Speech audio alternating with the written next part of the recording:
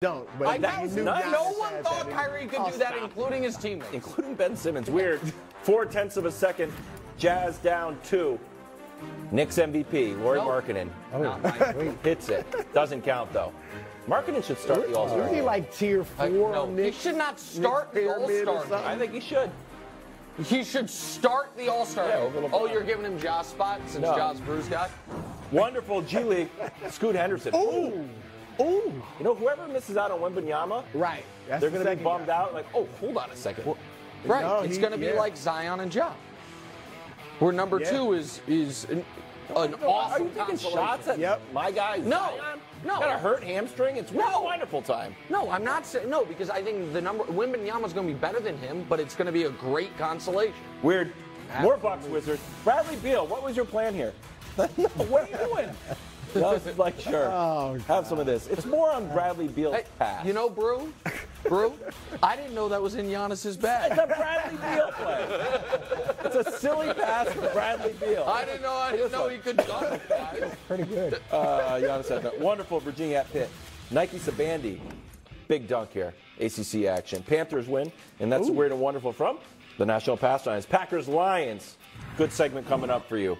Sunday night. Check out Rodgers' stats during their 4-game win streak. Some would say mediocre.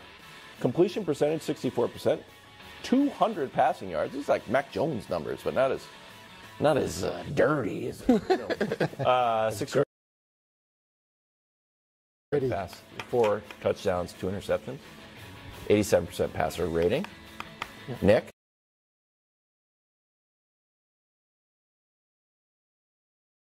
Does Rodgers deserve the lion's share of credit for the Packers' winning streak? He didn't manifest it. No. Okay. No, they're turning in their first 12 games they forced 12 turnovers. Well, that's 1 a game.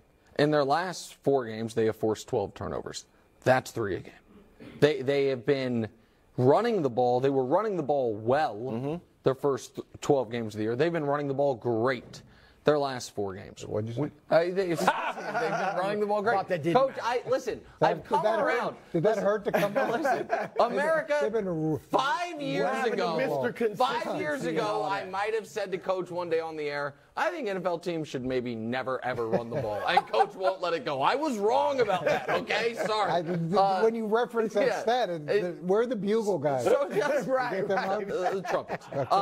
So can we just show you guys the Packers during the 4-game winning streak? I mean, running for 140. They're throwing for 190. They have 4 passing touchdowns. They have half as many defense and special teams touchdowns. Yeah. This is not about the quarterback, Brew. It's not. And so if I'm giving credit, I give credit to the defense, the running game, first and foremost, Christian Watson's emergence, and then Rodgers. Where's Rodgers on your list? Like 5th? Something like that, yeah. Wild, yes, 1,000 times yes. Aaron Rodgers deserves the lion's share of the credit. And here's why. Because when the Nick Wrights of the world were saying, quit. Throw in the towel, right? You're not going to make the playoffs. Let's see Jordan Love. You got to play Jordan Love. This is robbery, what you're doing. This is the worst ever I've seen a quarterback be handled by any organization. Aaron Rodgers stood flat-footed and said, I'm not stopping play until we're eliminated. And that's it. Don't you think if he had gone to the front office and said, look, my thumb's banged up. I'm here next year. I'll sit out. I know you need to see Jordan. They would have been like, maybe they even happily. They would have been like, scored okay, 19 points against the Bears. They wouldn't have caught 3 Tua interceptions. They won. But I'm saying, you don't think they couldn't have done that with Jordan Love? I don't think they'd be in this position with Jordan Love. I think Aaron Rodgers set a tone in that locker room that we're not quitting. That's right. I know we're 4-8, 5-8, whatever. We are not quitting. And that's the first. The second thing is he has accepted a lesser role. You pointed out, he's been a game manager now. He's willingly said, I don't care about the stats. I don't need another MVP. He's managing the game. So I think he's letting the run game and the defense. You don't think he cares about the stats, Coach? Yeah, I think him willingly becoming a game manager. You don't think it's willing? Well, I do think he understands the value of the running game, especially if people are going to play split safety, if they're going to give you the opportunity to run the ball effectively. I do think he has the patience and perspective to do that. But I'm actually with Nick on this. I mean, it hurts me to say this, but it does come down to the fact that they've run the ball. They've gone from 17th in running the ball to 8th in terms of amount of times they run per game.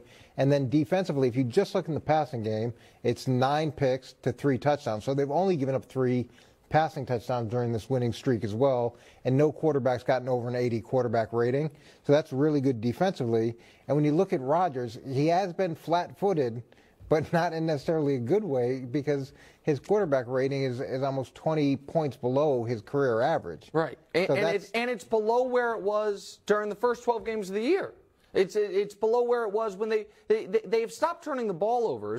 There are 3 turnovers in 4 games versus 17 in the first 12 games. And so, go ahead. Well, what I do like that he's done is I do think him having perspective, him being calm about it, right, him being patient and putting things in perspective for a young locker room, or a lot of young guys in that locker room, saying, we're not out of this. We just need to keep hammering away. That has real value from a veteran leadership perspective. See, that's what I mean. Football-wise, I'm with you guys. But he set that tone. If he doesn't do that, I don't think they're in the playoffs. All right, so who do you have this game? You're going Packers. Lions or Packers? Packers. And do you think Rodgers is going to cook, or you think you're going to get game manager? No, I think he needs to be a game manager and not make the mistakes. They held him to 15 points, Detroit, last time they played. They lost because Rodgers was bad. 3 goal line interceptions. Remember, Aiden Hutchinson got one and he was throwing to Bakhtiari. If he doesn't make mistakes, they should win. Again, this is as uncomfortable as Coach was agreeing with me. I'm really uncomfortable right now because I'm going to say something Coach is going to love, I think, and it's compliment you as well. You said something yesterday, Wilds. You said something yesterday, Wilds, that I think initially the audience that's crazy, but I think it's exactly right. Which is, I think the Lions' game plan will be, Aaron, you beat us. Yeah, it's wild. I think that the Lions have been a very, very bad run defense. Right. And that's why the reason that they're in this position where even if they win, they might not get in is because Carolina ran for 320 yards on them. That's too much. And so I think that they are going to have to sell out to stop the run and give Rodgers one-on-one looks and hope he looks like he's looked most of the year, which is that those deep shots are hit or miss and much more miss than hit. What's so funny is after you asked me that question yesterday, I went home and thought about it. I'm like, yeah, I don't know if I would challenge Rodgers. I don't know if I would challenge the 4-time MVP. Right. Just because, look, I've done it in the past with a great player, with Randy Moss, early in one season where I thought, he's kind of fallen off. And called me on that. Well, I mean, he had been at the Raiders. There's a lot of reasons. And then he hung 180 on us. Yeah. So here's what I'm saying. I can't believe you pitched that as a game plan. Randy Moss, guys. No, he did catch one in triple coverage. So, but what I'm saying is, when you have a great player who's been a 4-time MVP and you're going to such a meaningful game, you got to be a little careful about challenging him too much. You better have a couple different pitches to throw as opposed to just going all in on that. He'll beat him. Get frustrated, if they challenge Rodgers you like that, I think he'll beat him. Fall apart? I don't know. I think he'll beat him. Lions week 13. John Harbaugh unsure if he's returning to practice this week. Nick, do you think Lamar's contract situation is at all impacting his availability? I don't see how it couldn't be impacting it. And that is not, to me, at all a damning accusation. Right. I would not judge Lamar for this. We just saw a team that was alive for the playoffs bench their quarterback in Derek Carr. Why?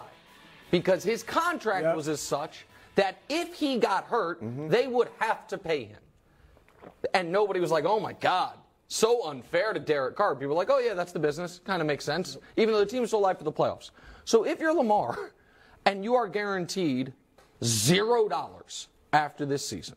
Now, we all say he's going to get franchise tag, and he probably would, and all that, but you are guaranteed nothing. And you have seen a guy, granted it's a different situation, Lamar's a better player, but RG3, once upon a time, a decade ago, had a sprained knee, only missed a week, went out and played in a playoff game and got wrecked, and say, man, if I had $180 million guaranteed, I might be a little more bold. But as is, I need to be 100% right to play. That's how I would act. Now, you might say, Coach, that's why I'm not a great athlete, but I wouldn't blame.